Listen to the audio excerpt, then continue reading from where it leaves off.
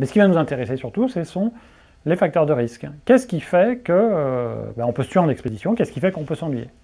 Qu'est-ce qui fait qu'on peut s'ennuyer? Par exemple, être coincé dans la tente par la météo pendant longtemps. Qu'est-ce qui fait qu'on peut se tuer? Des chutes en pente raide, des chutes dans une crevasse, le fait d'aller congeler en haut de la montagne parce qu'on est resté coincé pendant toute la nuit alors que la météo était absolument pas clémente. Quels sont les facteurs de risque?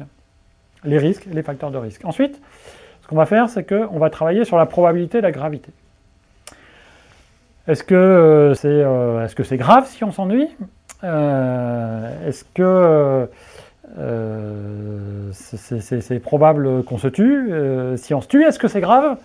On voit que déjà il y a une forme de hiérarchie qui est en train de ressortir, et on va se concentrer d'abord sur ce qui est probable et grave.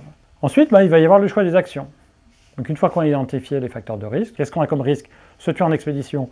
Facteur de risque, les chutes, en pente raide. Quelle probabilité, quelle gravité? Maintenant, quelle action? Comment est-ce qu'on va faire pour ne pas faire de chute en pente raide? Donc quelle action on va mettre en œuvre?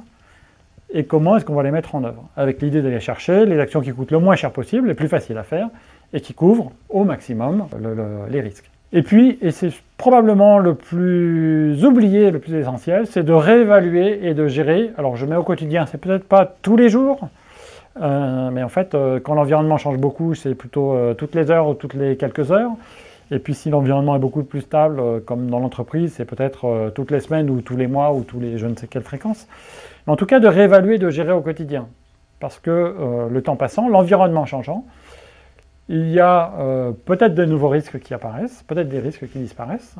Il y a surtout souvent des nouveaux facteurs de risque ou des facteurs de risque qui disparaissent. Et donc ça pose la question de savoir quelles sont leurs probabilités, gravité, comment je les prends en compte, qu'est-ce que je mets en place comme action.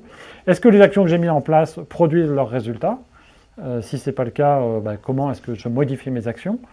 Et puis aussi, quelles actions ne sont plus nécessaires? Parce que si j'avais des facteurs de risque à un moment donné et qu'ils ont disparu, il faut que j'enlève les actions correspondantes. Encore une fois, il peut y avoir...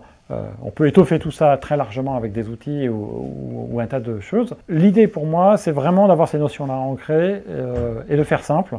Et donc de rester avec un modèle simple qui permet d'avoir ça tout le temps à l'esprit. Parce que je ne vous cache pas que quand vous êtes sur une arête à plus de 6000 mètres avec des moufles, c'est un peu difficile de remplir tout un tableur Excel. Par contre, avoir ça à l'esprit comme guide au quotidien, c'est extrêmement aidant dans mon monde. Et ça l'était aussi lorsque je gérais les projets chez Capgemini, et donc j'imagine dans vos métiers.